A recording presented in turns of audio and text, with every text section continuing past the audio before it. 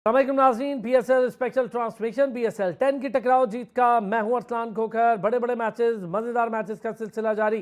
Karachi leg अपने इख्तिताम को पहुंची तो पहला मैच मुल्तान ने अपने होम ग्राउंड पर खेला और अंदाज़ा था कि अपने होम ग्राउंड पर पहली जीत का खाता भी शायद वहीं से खोल ले, क्योंकि बाकी जगह तो मायूस हो गई। रावलपिंडी कराची में भी हार मिल गई, तो अब मौका है मुल्तान सुल्तान के लिए कि खाता खुला है। फिर भी मैं कहूँगा मुल्तान सुल्तान को थोड़ी आंखें खोलने की ज़रूरत है। बहुत बड़ा स्कोर किया था, वन साइडेड चेज नहीं हुआ, वन साइडेड जीते नहीं है ये मैच। 195 तक लाहौर गई है। मैं फुल क्रेडिट दूंगा लाहौर कलंदर को। एक्सीलेंट प्लेड बाय लाहौर कलंदर।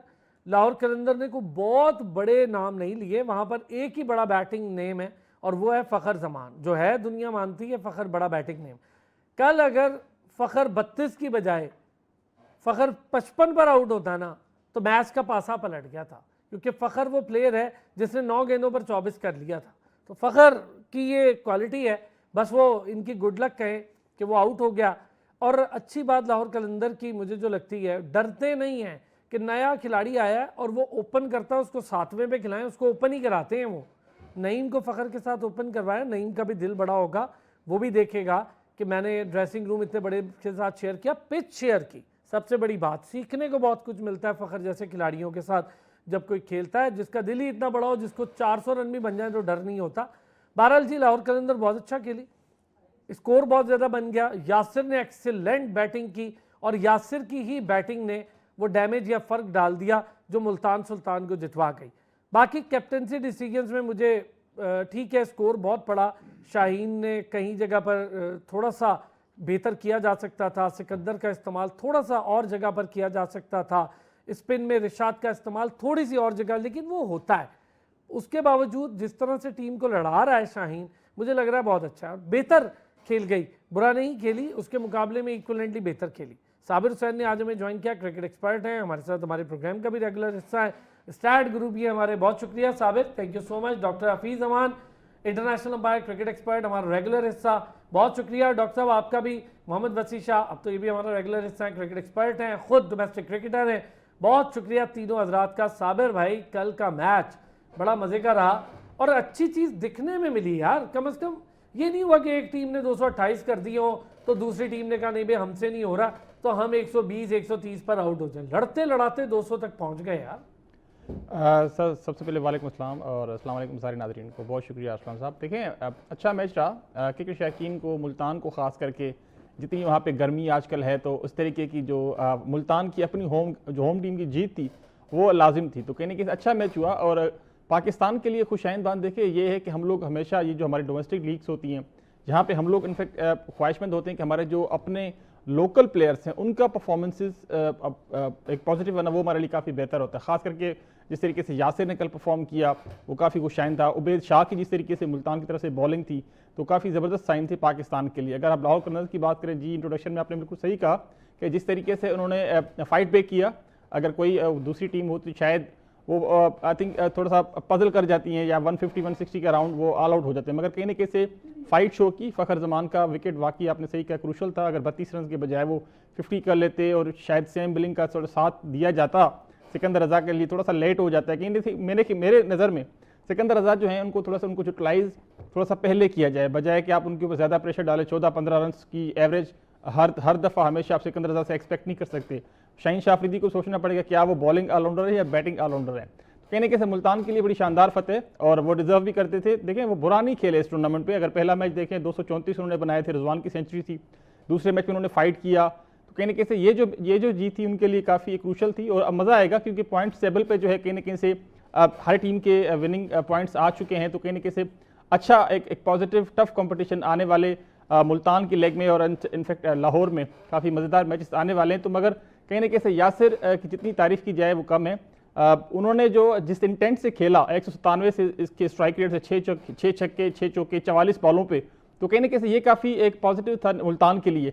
उसके बाद जब उस्मान खान आए रिजवान की विकेट के बाद, तो उन्होंने भी एक किस्म का टेम्पो नहीं गिरने दिया। तो ये काफ़ी मेरे ख्याल में जिसकी वजह से रिशाद की कुमार पड़ी, उसके बाद एशियन टर्नर आते हैं ऑस्ट्रेलियन बैट्समैन, उन्होंने भी जिस तरीके से खेला तो टेम्पो गिरने नहीं, जिस वजह से ये 228, अदरवाइज 190 195 के अंदर इनको ये रिस्ट्रिक्ट कर सकते थे। मगर जो 2 इनिंग्स थी मेरे ख्याल में, उस्मान खान के बीच वाले ओवर जिस तरीके से वो खेले, उसके साथ साथ यासिर जिस तरीके से खेला, वो आई थिंक मैच ले गए थे।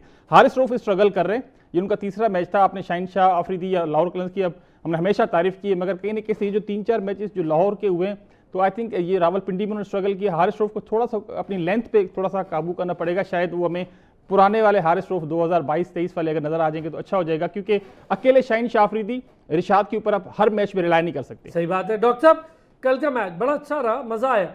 एक चीज अच्छी रही कि चलो यार 200 किया, 200 प्लस किया तो दूसरी टीम भी लड़ गई, 195 तक चली गई। ये हार जो है ना, ये काबिल कबूल होती है, इसको कहते हैं फाइटिंग गेम। तो अच्छा था, ठीक है जी, एक का स्कोर ही बहुत ज्यादा था, अच्छा खेले। थोड़ा सा कैप्टनसी डिसीजन कल आखिरी टाइम पर रिजवान के बेहतर हो गए, कुछ उनके बॉलर्स क्लिक कर गए, तो इसकी वजह से मामला बेहतर हो गए, वरना ये गेम भी उनके हाथ से शायद जा सकती थी। मेरा ख्याल है कि रिजवान ने तो एक साया ऑफ रिलीफ लिया होगा, बहुत लंबी सारी सांस ली होगी कि शुक्र है कुछ तो मैं जीता, जितना प्रेशर में वो आ रहा हूँ पाकिस्तान की कैप्टनसी से लेके अब तक, वो उस प्रेशर से निकल नहीं पा रहे थे। और गुड लक होगी उनकी, स्कोर भी अच्छा हो गया, तगड़ा स्कोर हो गया और फिर वो मैच भी जीत गया। दोनों चीजें बहुत अच्छी होगी। लेकिन इसमें जो सबसे अहम बात है ना, जो हम बहुत दफा करते हैं पीएसएल और आईपीएल को लेके, कंपैरिजन करना है नहीं करना है इस चीज को छोड़ दें, लेकिन अब एग्जांपल्स अच्छी लेना कोई बुरी बात नहीं होती, आपको सीखने के लिए हमेशा जहां से कोई अच्छा मिले। लाहौर की अगर मैं तारीफ करूं तो वो ये है कि वो आईपीएल जिस तरह के वहां की टीमें जिस तरह खेलना चाहती हैं, पसंद करती हैं, इसमें अपने इंट्रो में एक बात बड़ी अहम की थी, वो ये कि वो नईम को मुसलसल ओपन करवा रहे हैं, अपने लोकल पर वो एतमाद कर रहे हैं, बेशक वो हारे वो या जीते, ये लाहौर कलंदर का हमेशा से। अच्छा, दूसरी बात ये डॉक्टर साहब कि वो नए लड़के यंगस्टर का ना चेंज नहीं करते बैटिंग ऑर्डर, डर के मारे कि नहीं जी ये वो बड़ा नाम भी होगा तो वो अपनी जगह पर खेलेगा। बिल्कुल, ये सिर्फ मुझे लगता है कि हमारी पीएसएल की जितनी भी फ्रेंचाइज में से सिर्फ और सिर्फ लाहौर कलंदर का खासा है कि वो ये सिर्फ काम करती है और वो इस डर से आजाद होती है कि मैच हार जाएंगे तो क्या होगा, कोई फर्क नहीं पड़ता।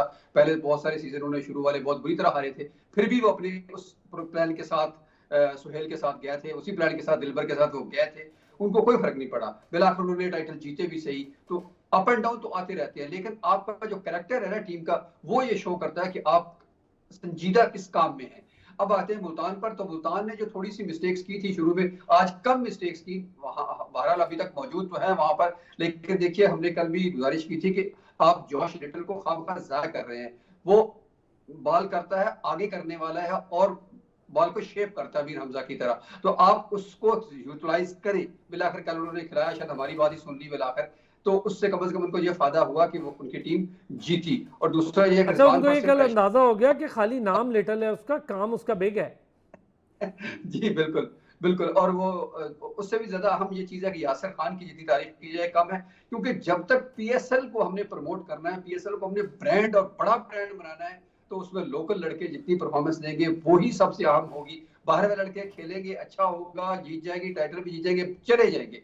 हमें यासिर के साथ, हमें उस्मान खान के साथ, हमें नईम के साथ, हमें अली रजा के साथ, हमें अपने लड़कों के साथ जाना है और वहां से हमने अपने, सही बात है, हमें तो अपनी क्रिकेट बनानी है ना, अपनी क्रिकेट के लिए हमने लीग का।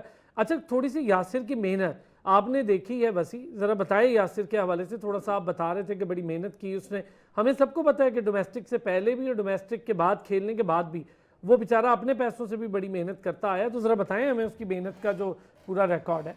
बिस्मिल्लाहिर्रहमानिर्रहीम, बहुत शुक्रिया असलान साहब। देखें, यासिर खान को मैंने ख़ुद अपनी आंखों से देखा है, वो यूब पार्क में प्रैक्टिस करते हैं और वो ग्राउंड लेकर ख़ुद अपने पैसों का, और रोबो आम और जैसे मैं हूँ या कोई लड़का होगा तो उससे रिक्वेस्ट करेंगे कि आओ मुझे बॉलिंग करो, और लॉन्ग आवर्स, ये नहीं है कि 10 बॉलिंग खेली, 2 ओवर खेले, 10 ओवर खेले।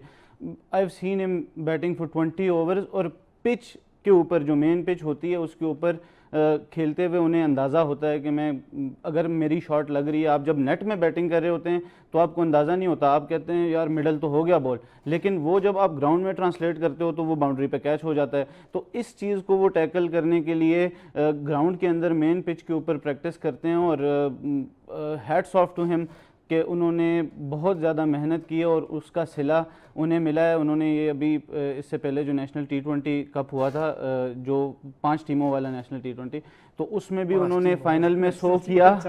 हाँ, दो नेशनल T20 बहुत अच्छा। तो वो जो 5 टीमों वाला है उसके फाइनल में भी उन्होंने 100 किया। और फिर कल की भी जो इनिंग थी, अब जिस तरह इन्होंने भी बात की गुलाम हुसैन साहब ने कि आप जब पावर प्ले में आपको क्वेश्चन मिल गया, आपने 79 रन्स कर लिए, ठीक है, तो फिर उसके बाद आपको अगर इम्फिटस थोड़ा कम भी हो जाता है, जिस तरह एतराफ़ किया रिजवान ने भी पोस्ट मैच प्रेजेंटेशन में कि उन्होंने थोड़ी बॉलिंग अच्छी भी की और बीच में 2-3 विकेटें जल्दी गिर भी गई, लेकिन वो जो क्वेश्चन था उनके पास 20, 25, 30 रन्स का, वो आखिर में ट्रांसलेट हुआ कि चलें आखिर में 2 ओवर्स उनके अच्छे लग गए। और उससे पहले वो जो 1-2 ओवर्स बीच में साइलेंट के 12-14 रन्स बने, वो उस क्वेश्चन में कंपेयर हो गए। तो अब इस तरफ अगर देखा जाए, लाहौर कलंदर ने 58 रन्स किए as compared to 79 runs of Multan Sultan. और दूसरी बात यह है कि जो मोहम्मद नईम, बहुत अच्छी बात है, लेकिन मैं आप सबसे थोड़ा सा इख्तिलाफ इसलिए करूंगा कि उनके 4 मैचेस में 36 रन्स हैं, ठीक है, और उसकी वजह से जिस तरह इन्होंने भी कहा कि सिकंदर, मैं आपको ये चीज़ बताऊं, मैं इसके ना थोड़ा सा इसलिए कि एक तो वो नया लड़का है, दूसरा उसने जो लाहौर कलंदर डेवलपमेंट प्रोग्राम है उसके जो मैचेस होते हैं उसके अंदर उसका स्कोर बहुत अच्छा है। मैंने वो स्कोर देखा, उसकी बैटिंग बड़ी अच्छी है, वो बैटिंग देखी। अच्छा, एक ब्रेक पर जाएंगे, लेकिन अब मैं जब ब्रेक से आऊँगा मैच पर हम डिस्कस करें, प्लेस पे फिर करेंगे। अगला सेगमेंट आपको बड़ी ही धुआंधार खबरें देने वाला हूँ। कौन हेड कोच के लिए सबसे मजबूत उम्मीदवार है? मुल्तान सुल्तान के ऑनर्स का अगले एडिशन नए मुआहदे के तहत क्या ख्याल है, ये भी आपको बताएंगे। इस्लामाबाद यूनाइटेड को 2 बहुत बड़े झटके लगे हैं, क्या अल्टरनेट है, इस पर भी बात करेंगे। एक ब्रेक। वेलकम बैक जी। अब चूंकि बड़ी बड़ी खबरें हैं PSL को लेकर, हम जरा उस पर भी बात करेंगे। साबिर, मुल्तान सुल्तान के ऑनर अली तरीन ये कह रहे हैं कीमत बढ़ाई तो नहीं खरीदूंगा मैं टीम को, क्या कहेंगे जी? ये तो बड़ा मामला बन जाएगा नहीं अगले सीजन के लिए। तो देखें, उनके कुछ कंसर्न्स थे जो उन्होंने पॉडकास्ट आई थिंक किया था, उसमें काफ़ी चीज़ों को उन्होंने एलोबरेट किया और कुछ कंसर्न्स वगैरह। देखिए, हर ऑनर के कंसर्न्स होते हैं, और देखें हमने जो क्वेटा ग्लेडिएटर के ऑनर है नदीम उमर साहब, उनका भी बहुत बड़ा कंट्रीब्यूशन है। हमने शायद अरसलान साहब पहले काफ़ी दफ़ा जिक्र कर चुके हैं, जिस तरीके से सिंध का, लारकाना कराची का, और भी कुछ जो हैदराबाद के रीजन में उन्होंने काफ़ी क्रिकेटर्स को सपोर्ट भी, और क्रिकेटर्स ने खुद कहा भी है, तो वो कहीं ना कहीं से वो भी थोड़ा सा दिल बर्दाश्ता है। जहाँ पे अगर फाइनेंशियल मॉडल की बात की जाए, वो थोड़ा सा काफ़ी सालों से उस तरीके से आउटपुट उनको पॉजिटिव मिल नहीं पा रही, जो रेवेन्यू जनरेट नहीं कर पा रहे जितना वो एक्सपेक्ट कर रहे हैं। कहीं ना देखिए, हर ऑनर्स के कहीं ना कहीं कंसर्न्स तो हैं। पेशावर ज़ल्मी के ऑनर हैं जावेद अफरीदी साहब, वो इस तरीके से अपने कंसर्न शो नहीं कर रहे, मगर जहाँ तक अली तरीन साहब की बात है, उन्होंने देखिए कुछ कंसर्न शो किए, कुछ वैलिड भी हैं। जिस तरीके से हमारा PSL का ब्रांड है, जिस तरीके से इसको प्रायोरिटाइज किया जाए या कमर्शलाइज किया जाए, उस तरीके से शायद हो नहीं पा रहा। तो कहीं ना कहीं हम जो बहुत जल्दी कंपैरिजन करना शुरू कर देते हैं क्वालिटी ऑफ क्रिकेट, मगर कहीं ना कहीं से आपको एक, मैं कहता हूँ ना, सोशल मीडिया का तड़का भी चाहिए होता है, तो वो कहीं ना कहीं उस पर हम लेक कर रहे हैं। बाकी देखें, उनका अपना एक वो व्यू है, कहीं ना कहीं एक्सपेंसिव टीम मुल्तान सुल्तान की है, कराची किंग्स की। अगर फाइनेंशियल मॉडल की बात की जाए तो उन्होंने इन्वेस्टमेंट तो की हुई है, तो उनके पास एक ऑप्शन है, उन्होंने इसको डिनाई नहीं किया, उन्होंने वाकई कहा है, उन्होंने कहा जी मैंने कहा है, मगर वो जो अगला सीजन, क्योंकि अभी जितना भी कॉन्ट्रैक्ट है वो आई थिंक वो तो खत्म हो जाएगा 10 साल के बाद, उसके बाद आपके पास ऑप्शन होता है हर ऑनर के पास, तो उनको उस वक्त उनके पास ऑप्शन होगा अगले साल कि वो क्या इसी टीम के साथ कंटिन्यू करे स्पेसिफिक प्राइस में, या फिर वो न्यू टीम की तरफ जाएं। तो अच्छा होगा कि हमारे पास नए फ्रेंचाइजीज भी आए, नए ऑनर्स भी आए, बिजनेस टाइकॉन्स भी हमारे पास आए, जो 2 टीमों का एडिशन होने जा रहा है। देखें, टीमों का एडिशन होना तो अच्छी बात है, मगर जो हमारी क्वालिटी ऑफ क्रिकेट है, ये स्पोर्ट्स वगैरह है, जिस तरीके से खिलाड़ी हर रीजन से उठाए जाए, तो वो आई थिंक उस पर कंप्रोमाइज़ नहीं होना चाहिए। देखिए, और मेरे नज़र में जिस तरीके से लाहौर कलंदर ने इतने सालों से जिस तरह प्लेयर डेवलपमेंट में काम कर रहे हैं, ऑस्ट्रेलिया भेज रहे हैं, सबसे ज्यादा पैसा खर्चा है इंग्लैंड, लाहौर कलंदर ने बहुत ज्यादा पैसा खर्चा है और चीख पुकार भी नहीं की। तो सर ये देखें, फ्रेंचाइजीज का ये भी काम होता है कि अगर आप अपने मुल्क के लिए लड़कों को तैयार करें, खास करके जो यंग लड़के होते हैं, शाहीन शाफरीदी को देख लें, फ़खर जमान को देख लें, इस तरीके से हर फ्रेंचाइज की एक इंडिविजुअल रिस्पॉन्सिबिलिटी बनती है, जो कि सिंसियर तरीके से होना चाहिए ताकि हमारे मुल्क को फ़ायदा हो। सही। और जावेद अफरीदी ने भी इन 10 सालों में कोई ख़ास इस तरह की बात नहीं की, बल्कि सलमान इकबाल ने किसी वक्त बात की, वो अच्छी थी, करनी चाहिए थी। मैं कोयटा के ऑनर्स को थोड़ा सा देख रहा हूँ कि वो बात कर रहे हैं अली तरीन के साथ मिलकर। डॉक्टर साहब, अली तरीन कह रहे हैं पैसे बढ़ाए तो मैं टीम नहीं खरीदूंगा, उन्होंने इंदिया दे दिया इस बात का। देखिए, ये मुझे तो मालूम नहीं कि इनकी क्या फ्रेंचाइजी की कोई यूनियन है या आपस में मिलकर बात कर रहे हैं, या अली तरीन का ज़ाती मौक़िफ़ है, या वो पूरी बाकी 5 फ्रेंचाइजीज को साथ लेके उनके बिहाफ पे बात कर रहे हैं, या ये हो सकता है कि प्रेशर टैक्टिक्स भी हो सकते हैं कि अभी से हम पाकिस्तान क्रिकेट बोर्ड को अंडर प्रेशर कर दें कि वो ये सोच लें कि अगर हम नहीं खरीदेंगे तो शायद और भी कोई नहीं खरीदेगा, या हम चूंकि बिजनेस टाइकॉन है तो हम बहुत सारे और लोगों को भी साथ मिला लेंगे, तो ऐसा ना हो कि ये वाकई प्राइस बढ़ने की बजाय उल्टा कम हो जाए। तो ये मेरा ख्याल है कि पाकिस्तान क्रिकेट बोर्ड को इस तरह के प्रेशर्स में नहीं आना चाहिए, और ये बात मतलब ये तमाशा सरे बाजार होना भी नहीं चाहिए। मुझे लगता है कि अगर ऐसी कोई कंसर्न्स हैं तो पाकिस्तान क्रिकेट बोर्ड और फ्रेंचाइजी 10 साल हो गया, मतलब कोई मैच्योरिटी दिखानी चाहिए ओनर्स को भी। और आपने बहुत अच्छी बात कही, इसीलिए मैं कहता हूँ बहुत ज्यादा नहीं बोलना चाहिए आपको पॉडकास्ट में जाकर, फिर आप खुलना शुरू हो जाते हैं। ठीक है भाई, आप मुझे बहुत अच्छे लगते थे अली तरीन, क्रिकेट के लिए बड़ा काम कर रहे हैं, खुद बड़ी समझबूझ रखते हैं और बड़े अच्छे पढ़े लिखे शानदार। लेकिन ये जो आपने बड़ी अच्छी बात की डॉक्टर साहब कि इस तरह ओपन नहीं ये बोलने की चीज़ें, आप अपनी मीटिंग्स में बात करें ना, ये तो बड़ी बेइज्जती करा रहे हैं आप पाकिस्तान की। वसी इस पर कोई कमेंट करें। सर देखिए, सबसे पहले तो आपको पीसीबी को इस बात में क्वेश्चन देना चाहिए कि जब 2016 में जब पीएसएल स्टार्ट हुआ तो कोई ब्रांड आपका आगे आ ही नहीं रहा था, क्योंकि आपकी पीएसएल पाकिस्तान में होनी ही नहीं थी। Credit goes to Najam Sethi उस टाइम और एचबीएल, जिनका बहुत बड़ा हाथ है पाकिस्तान में पीएसएल की ग्रोथ का, क्योंकि उस वक्त आपको पता था कि कोई लोग इस तरह देखेंगे नहीं, लेकिन हम पाकिस्तानी क्रिकेट के शौकीन हैं और हमने पीएसएल को एक ब्रांड बनाया, हमने बनाया, देखने वालों ने बनाया।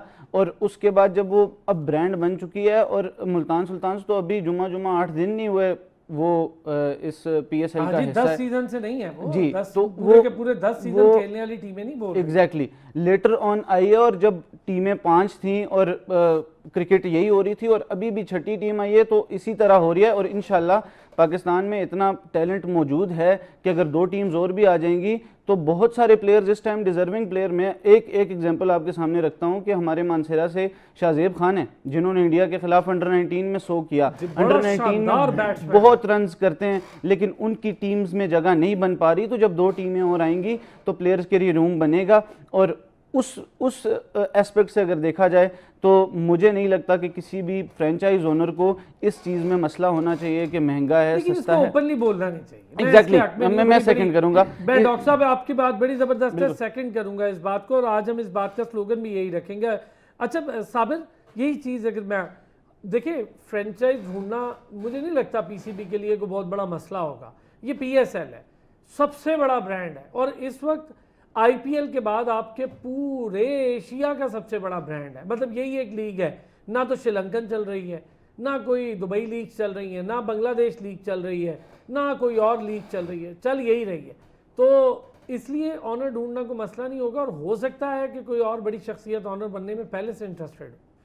जी सर, ये बिल्कुल सही कहा आपने। देखें फ्रेंचाइज तो कोई भी खरीद लेगा। पाकिस्तान माशाल्लाह से इतने बिजनेस टाइकॉन्स में, जिस तरह मैंने पहले कहा, हैं यहाँ पे जो कि इस तरीके के फाइनेंशियल मॉडल खरीदना चाहेंगे आने वाले 10 सालों के लिए, आने वाले जितना भी स्पेसिफिक टाइम पीसीबी जो अगले टेन्योर का सेट करता है। मगर देखें डॉक्टर साहब ने बिल्कुल सही कहा, अगर आप एक प्रोफेशनल हैं और एक लेवल पे हैं तो आप फ्रेंचाइज के ऑनर हैं, तो कहीं ना कहीं से इस तरीके की चीज़ें एक पर्सनल पॉडकास्ट पे आप डिस्क्लोज करें। आपके कंसर्न्स देखें, हर इंडिविजुअल को मैंने कहा कंसर्न्स होंगे। मैं नहीं समझता कि अपना जावेद अफरीदी साहब को कंसर्न नहीं होंगे, सलमान इकबाल साहब को कंसर्न नहीं होंगे, हर किसी को होंगे। इसी तरह से इस्लामाबाद के जो ऑनर हैं उनको भी कंसर्न्स होंगे। लेकिन ओपनली ऐसे बोलना ये अच्छी चीज़ है, ऐसा नहीं होना चाहिए था। मगर कहीं ना कहीं देखिए, अब लोगों को, जर्नलिस्ट को, सोशल मीडिया पे लोगों को एक चांस दे देते हैं आप आपके बारे में बोले, क्योंकि आप जिस तरीके से पर्सनालिटी हैं, मैं भी को काफ़ी फॉलो करता हूँ, क्रिकेट के लिए बड़ा काम करते हैं माशाल्लाह से, यंगस्टर्स को काफ़ी प्रमोट करते हैं, चाहे किसी भी डिवीजन का हो। शाहनवाज दहानी लारकाना का था, मैं खुद लारकाना से बिलोंग करता हूँ, तो मैं अप्रिशिएट करूँगा अली तरीन साहब को। जिस तरह एहसानुल्लाह की बात करें, एहसानुल्लाह पीसीबी से ज़्यादा एहसानुल्लाह को जो है अली तरीन साहब ने, मुल्तान सुल्तान फ्रेंचाइज ने काफ़ी टेक केयर किया, तो काफ़ी इनके देखिए अच्छी चीज़ें भी। मगर कहीं ना कहीं ये जो आपकी बातें होती हैं तो उन आपकी अच्छाइयों को थोड़ा सा दूर कर देती है। इस चीज़ों को थोड़ा सा लुक आफ्टर करना चाहिए फ्यूचर के पर्सपेक्टिव में। मगर पाकिस्तान में टीमें ऐड होने चाहिए और खिलाड़ियों को चांसेस मिलने चाहिए। मगर शाहजेब क्या प्लेयर है यार, क्या खेलता है वो लड़का, मैंने उसके फुटवर्क देखा। अच्छा, मैंने उसको अंडर 19 से बहुत पहले क्लब क्रिकेट से फॉलो किया हुआ है, दोनों को, अली रजा को भी और शाहजेब को भी। और मैंने शाहजेब को जब उस वक्त देखा तो मैंने, रोहेल नज़ीर आए थे हमारे पास, रोहेल बहुत अच्छा बच्चा, रोहेल चूंकि अंडर 19 का कैप्टन रहा है, डोमेस्टिक खेल रहा है, बड़ा शानदार। मैंने रोहेल को कहा था कि यार मुझे उसमें झलक नज़र आती है शाहजेब में एक बहुत बड़े प्लेयर की। शाहजेब का जो गेम स्टाइल है वो किसी बड़े बैट्समैन जैसा है, और वो जब खेलेगा तो मुझे लगता है बहुत स्कोर करेगा। तो उसने मुझे कहा कि आपने बड़ा अच्छा नाम लिया, और हमने देखा फिर जिस तरह से इंडिया हो, कोई भी दुनिया की तगड़ी टीम हो, अंडर 19 में कमाल किया। डॉक्टर साहब आते हैं सर, इस्लामाबाद यूनाइटेड, बड़ा झटका लगा है उसको, वेंडा डसन नहीं ज्वाइन कर पा रहे, शॉट जो हैं वो खुद हो गए इंजर्ड। तो ये दो झटकों के बावजूद मुझे लगता है इस्लामाबाद कुछ हिल नहीं रही, उनका कॉम्बिनेशन बड़ा फिट है। मेरा ख्याल है कि फिलहाल जिस कॉम्बिनेशन के साथ इस्लामाबाद जा रही है ना, वो कॉम्बिनेशन उनके ग्राउंड के अंदर से ज्यादा बाहर कॉम्बिनेशन है और वो उसको तोड़ना नहीं चाहेंगे। अपने जैसे शुरू में कह रहे थे, शायद प्रोग्राम से पहले कह रहे थे ना, कि उनके पास जो टीम है माइक हैसन की शक्ल में, वो अपनी टीम अपनी पूरी साथ लेके आए हुए हैं। ऐसा नहीं है कि वो सिर्फ खुद हेड कोच हैं और बाकी उनके पास, जैसे हमने कल भी एग्जांपल दी थी, इयन बटलर भी उनके साथ हैं, तो वो, या अगर पाकिस्तान की कोचिंग की तरफ भी जाते हैं, अगर आगे चल के आप बात करेंगे, मुझे नहीं मालूम कि आप इसका नाम डिस्क्लोज करने वाले हैं, लेकिन अगर वो भी जाते हैं तो वो फिर वहां भी अपनी टीम साथ लेके रहेंगे, जहां तक मुझे लग रहा है। तो अच्छा, वैसे अभी उस पे हम अगले सेगमेंट पे उस पे बात करूंगा मैं पूरी, लेकिन वो मैं अलग से आपसे बात करूंगा तीनों हजरात से। अभी हम इस तक रहते हैं ना। अच्छा, टीमों में बैलेंस टीम्स, इस्लामाबाद की मुझे सबसे अच्छी बैलेंस लग रही है। लाहौर में मुझे कोई फ़ख्र के अलावा, शाहीन के अलावा बड़ा नाम नहीं था, लेकिन अच्छी कप्तानी, अच्छे कॉम्बिनेशन के साथ डॉक्टर साहब लाहौर आगे बढ़ रही है। सर, लाहौर का जैसे मैंने शुरू में अर्ज किया ना, कि लाहौर बेसिकली मोर प्रोफेशनल टीम मुझे लगती है। अगेन हार जीत गेम का हिस्सा होता है, हार भी जाते हैं, ज्यादा भी हार सकते हैं, कम भी हार सकते हैं, वो आपका उस दिन पे भी डिपेंड करता है। किसी बॉलर का अच्छा दिन हो सकता है, जैसे कल हारिस रऊफ का बुरा दिन था कल, तो वो अनफॉर्चुनेटली बहुत ज्यादा रन खा गया, और वही मेजर डिफरेंस भी अगर देखा जाए नहीं, रन तो खाने में वैसे डॉक्टर साहब माजरत, हारिस रऊफ का कोई 2-4 दिन अच्छे होते हैं, बाकी बुरे ही होते हैं।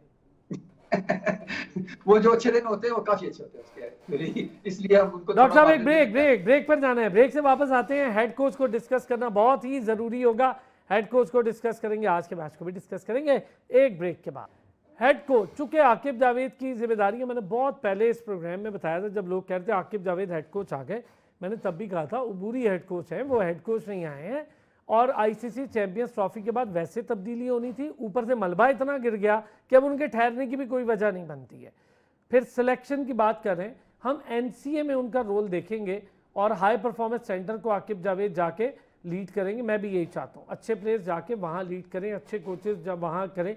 उन्होंने लाहौर कलंदर का डेवलपमेंट प्रोग्राम एक्सीलेंट बनाया है, इसमें कोई दो राय नहीं है, और पॉसिबली वो उनकी बहुत अच्छी एक्सपर्टीज़ हो और हमें अच्छे लड़के दिखने को मिले, तो वो रोल बनाने की मैं तो कहता हूँ यूनुस खान को भी लगा दें भाई, वहाँ मोहम्मद यूसुफ को भी लगा दें, इंतमाम उल हक को भी घर से लाएं, उन्हें भी लगाएं, और मिन्नत करें आप वसीम अकरम और वकार यूनुस की, वहाँ जाके लड़कों को सिखाएं, शोएब अख्तर को लेकर आएँ किसी रोल में, और उन्हें कहें भाई हमारे पास ये पेसर आ रहे हैं, इनकी पेस 1:45 पे रुक जाती है, इनको बताएं पेस कैसे बढ़ानी है। आप दुनिया के सबसे बड़े पेसर हैं और इससे पहले भी थे, कोई लेवल मैच नहीं कर पाया शोएब अख्तर का, हिस्ट्रियाँ गुजर गई 200 साल क्रिकेट की, इस कदर शानदार और डेंजरस पेसर कोई नहीं आया, तो उनके खिदमात लें ना भाई।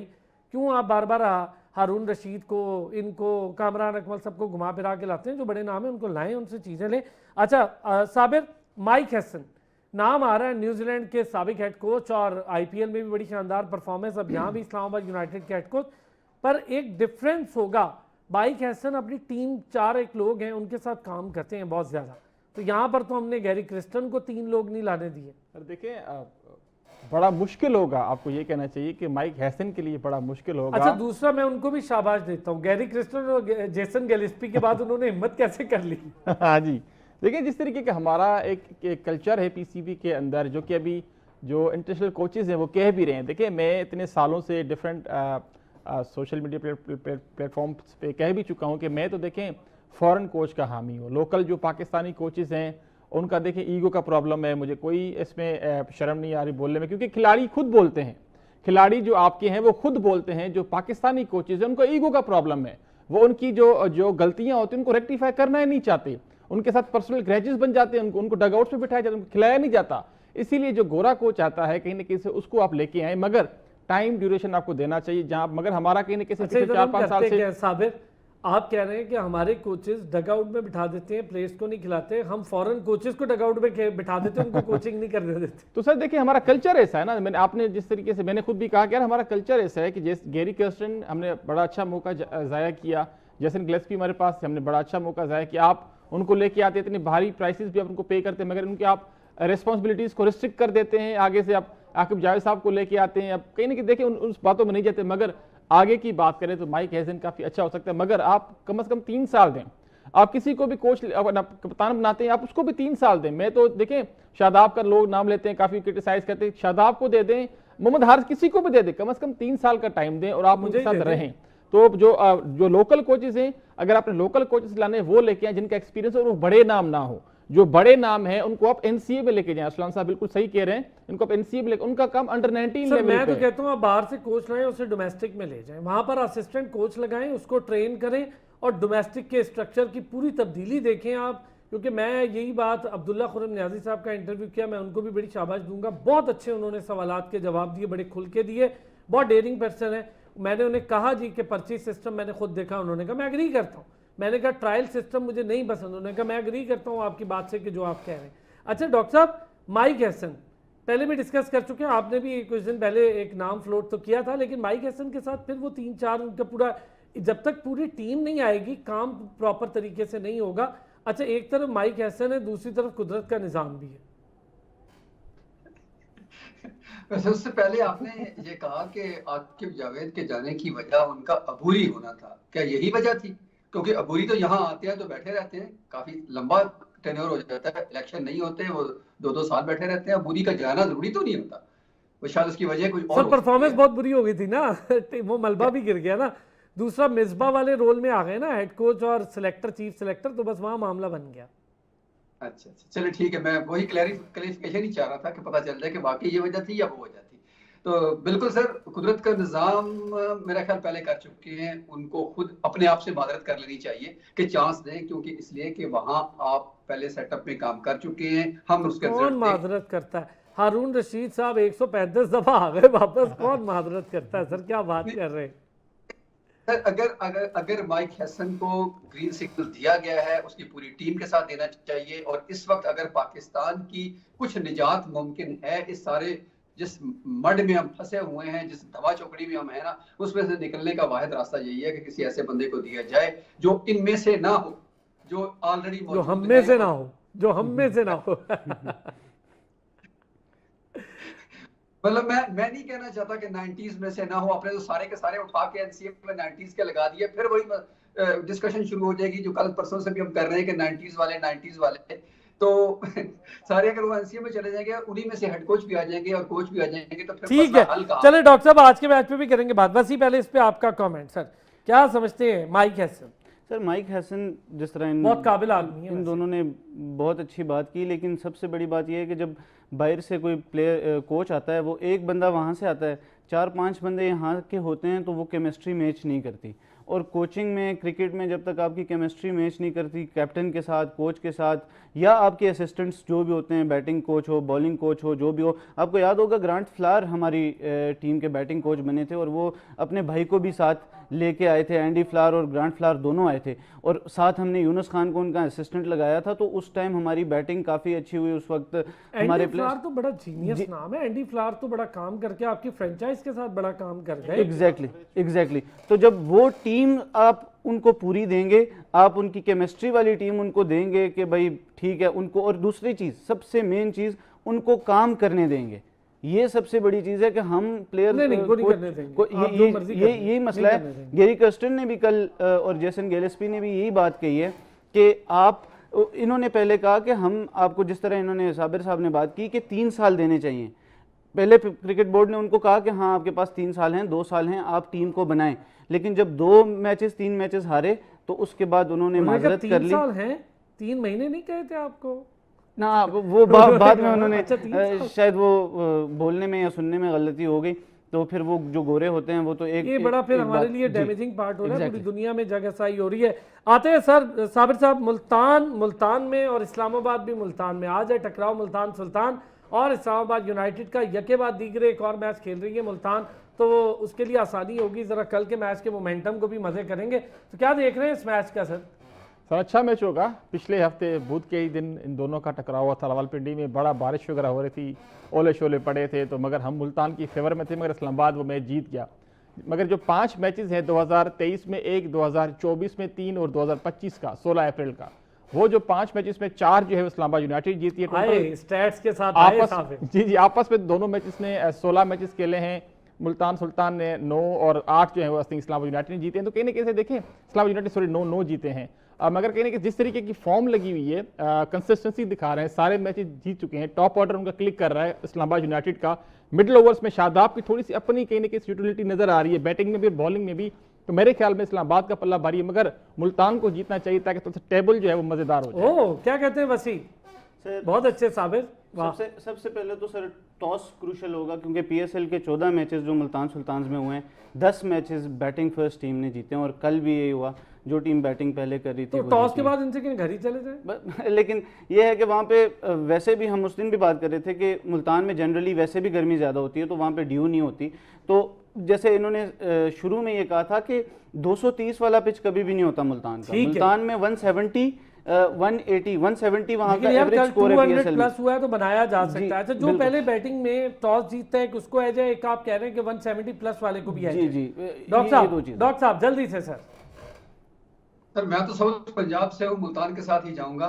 तासुब कर रहे हैं डॉक्टर साहब, आप तासुब कर रहे हैं बैठ जी डॉक्टर साहब। ये इसको सर तासुब नहीं, इसको लोकल सपोर्ट कहते हैं। अच्छा अच्छा, जी जी, प्लीज प्लीज। क्या तो स्कोर एक्सपेक्ट कर रहे हैं सर पहली खेलने वाली टीम? मुल्तान वापसी हुई है ना, एक्चुअली मेरा ख्याल है कि वो उनको काफी बूस्ट देगी।